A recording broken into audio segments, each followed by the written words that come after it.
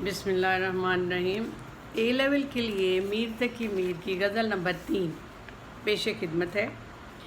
ये इनकी तीसरी और आखिरी गज़ल है आपके सिलेबस में। उसके बाद इंशाअल्लाह अगले शायर का आगाज़ करेंगे। और जैसा कि मैंने कोशिश की है कि तमाम का तमाम ए लेवल का सिलेबस अपलोड हो जाए, तो उसी कोशिश में अब मीर तक हम पहुँचे हैं। आप इसको देखें और इसको पढ़ें। अगर कोई बात हो तो आप कमेंट्स में दे सकते हैं। शेर नंबर 1 गज़ल नंबर 3। पत्ता पत्ता बूटा बूटा हाल हमारा जाने हैं, जाने न जाने गुल ही न जाने बाग तो सारा जाने। ये शेर अक्सर लोग बातों में भी कहीं कोई हस्बे हाल बात चल रही हो तो उसको इस्तेमाल करते हैं। मतलब ये कि महबूब के बारे में जो उसका सलूक है उसका ज़िक्र इसमें कर रहे हैं। पहले तो वो बाग का ज़िक्र कर रहे हैं, बाग की मिसाल दे रहे हैं कि जो हमारे हमारे साथ बुरा सलूक किया जाता है, जो हमारा बुरा हाल कर दिया है, उससे बाग के तमाम दरख्त पौधे और बल्कि पत्ते तक वाकिफ़ हैं। हाँ, अगर ला इल्म है तो बाग़े हुस्न का फूल यानी महबूब सिर्फ़ वही है जिसको ये एहसास तक नहीं कि हमारा इश्क में क्या हाल हो गया है, हम तबाह हाल हो गए हैं। कहने का उनका मतलब यह है दूसरे लफ्ज़ों में कि दुनिया सारी को हमारे हाल का इल्म है, लेकिन महबूब ने हमसे चश्मपोशी की हुई है, उससे नहीं पता कि हम किस हाल में हैं। पत्ता पत्ता बूटा बूटा हाल हमारा जाने हैं, जाने ना जाने गुल ही ना जाने बाग तो सारा जाने है। सारी दुनिया जाने है लेकिन महबूब नहीं जानता कि हमारा क्या हाल है। शेर नंबर 2।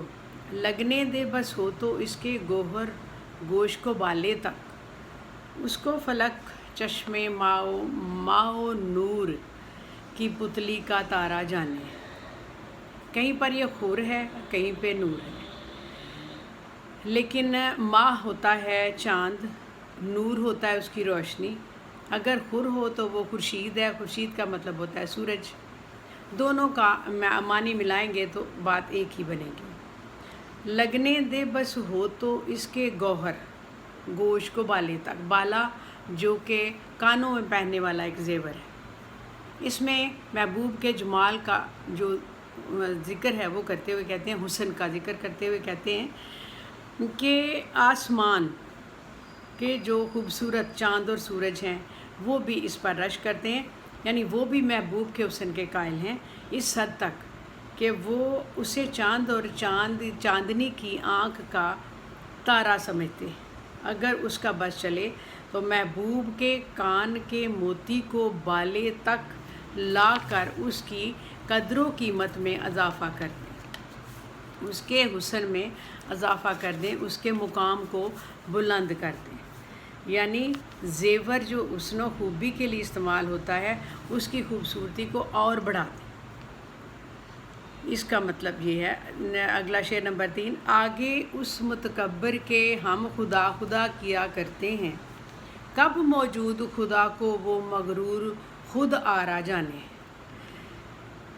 मतलब ये कि हमारा जो महबूब है बहुत मुतकब्बिर है, खुद परस्त है और अपने हुस्न पर इतना मगरूर है कि वो हमें तो क्या किसी को भी खातर में नहीं लाता, और हम हैं कि उसके सामने हर दम खुदा का जिक्र खुदा खुदा करते चले आते हैं।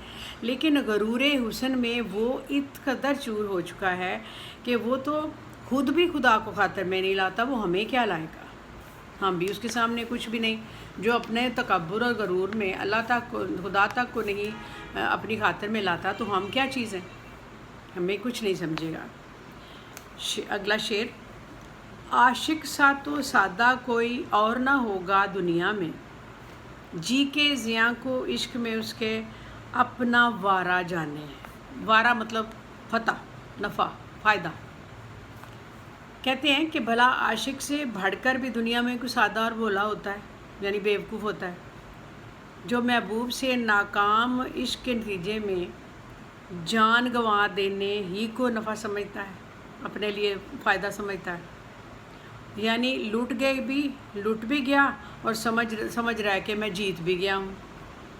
اس سے زیادہ حماقت کوئی ہو نہیں سکتی، لیکن ایک شاعر ہے، عاشق ہے، اپنے محبوب کو سب کچھ سمجھتا ہے تو ہمیں ماننا پڑے گا، کیونکہ ہمارے خیال میں تو یہ ایک حماقت ہے کہ جو اپنا آپ سب کچھ لٹا کر سب کچھ ختم کر کے بھولا بن بیٹھا ہے۔ سادہ اور بھولا کوئی اور ہوگا، یعنی بھلا، لیکن اس کا مطلب شعر میں جو ہے نا وہ یہی ہے، ان باتوں کو نہیں آپ نے لینا۔ عاشق سے بڑھ کر سادہ اور سیدھا کون ہو سکتا ہے جو اپنا سب کچھ اٹھا کر محبوب کے ناکام عشق کے نتیجے میں جان گنوا دینے کو بھی اپنی فتح اور فائدہ سمجھتا ہے؟ یہ اس کا مطلب ہے۔ اگلا شعر، چارہ گری بیماری دل کے رسم شہر حسن نہیں، ورنہ دلبر ناداں بھی اس درد کا چارہ جانے۔ مطلب اس کا علاج بھی جانتا ہے لیکن وہ کرتا نہیں۔ شہر حسن کے حسین صرف دل لے کر دل کا درد اپنا جانتے ہیں، ان کے ہاں بیماری دل کا علاج نہیں۔ حالانکہ بظاہر بولا بالا نظر آنے والا، نادان نظر آنے والا محبوب بھی اس کا علاج جانتا ہے، مگر انہیں عشق کے ماروں پر ترس نہیں آتا۔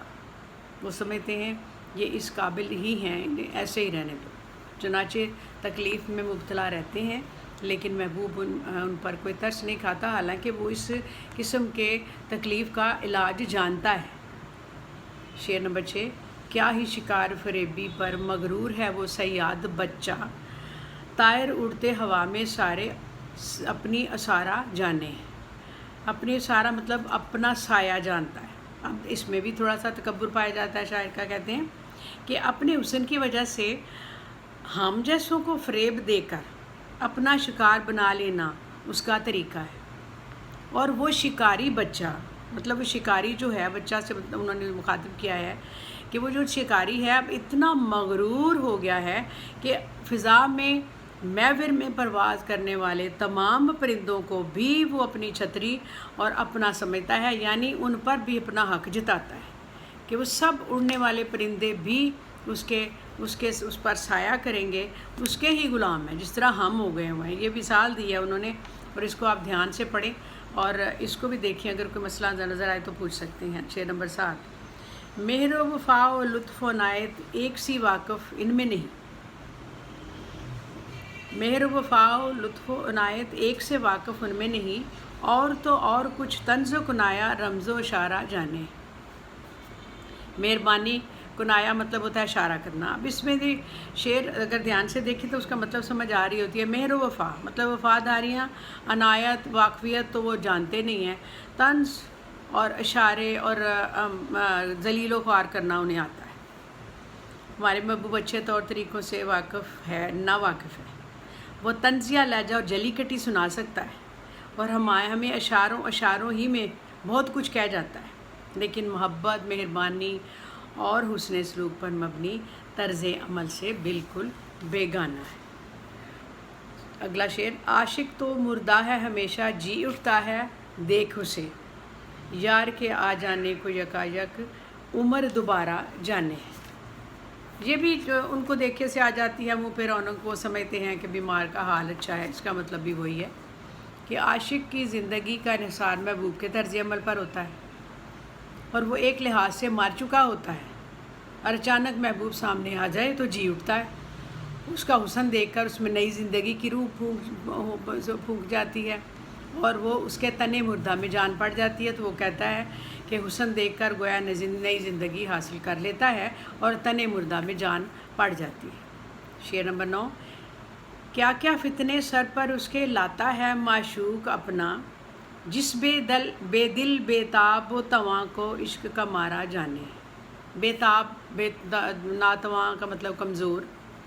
کہتے ہیں کہ جب ظالم محبوب کا یہ انداز ہو جاتا ہے کہ دل اسے دینے کے بعد جو اس کا عاشق ہے اب کمزور اور ناتواں اور اس کا فرما بردار ہو چکا ہے، تو اس کے علاج اور دلجوئی کے برعکس وہ اس پر مزید ستم ڈالتا ہے، مزید ظلم کرتا ہے، اس کو ہرگز اپنی مہربانی کے لائق نہیں سمجھتا۔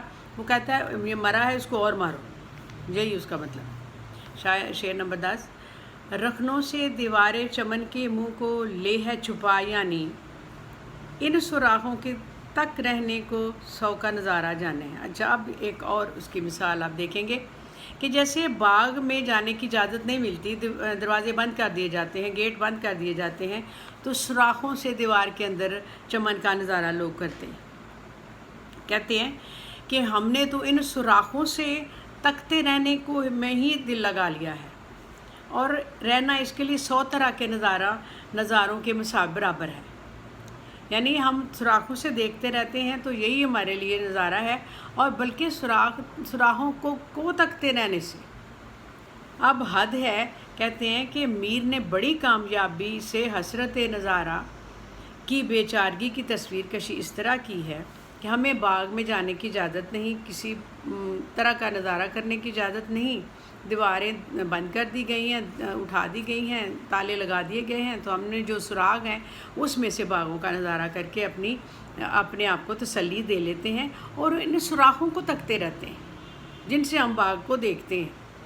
अब हद है, यानी कि हम इस कह नहीं सकते कि ये हमाकत है या क्या है। बहरहाल शायर की अपनी मर्ज़ी है। और एक और बात बता दूं कि जो गज़ल होती है उसमें तमाम जो शेर होते हैं वो 100% टॉप के शेर उन्हें नहीं कहा जाता। उनमें एक, जिस तरह एक ड्रामा होता है, आगाज़ होता है, फिर दरमियान का शेर होते हैं, फिर अरूज के होते टॉप पे होते हैं, फिर वो डाउन चले जाते हैं। गज़ल का भी कुछ यही हिसाब होता है। इसमें सारे शेर ही नंबर 1 नहीं होते, कुछ न कुछ ऐसे ज़रूर होते हैं, लेकिन वो अपनी गज़ल में शायर की मर्ज़ी है, वो जिस तरह शामिल करे। शायर जानता है, उसका दिल जानता है वो क्या कर रहा है। हमें तो देख के उसके मानी आपको बताने हैं ताकि आप लिख कर कुछ नंबर ले सकें, मार्क्स ले सकें। अच्छा, इसमें अगला शेर है, तिश्ना हूँ है अपना कितना मीर भी नादां तलखी कुश, दमदार आब तेग को उसके आबे गवारा जाने है। दमदार यानी जिस सांस से है, नादां तलखी, तिश्ना प्यासा होता है, कश का मतलब होता है खींचने वाला, और दम तलवार की धार, आब चमक, आब यहाँ चमक है, तलवार की काट। अब शायर इश्क की तलखियों का इसमें ज़िक्र करते हुए कहते हैं कि मीर इतना आदी हो गया है कि महबूब की बजाय वो खुद अपने खून का प्यासा है, इसीलिए महबूब की तलवार की तेज़ धार को वो मन भाता मशरूब समझ कर पी जाता है। तीर ने तलवार की आब यानी उसकी धार की तेज़ी और आब यानी पानी की मुनासबत से शेर में बात पैदा की है।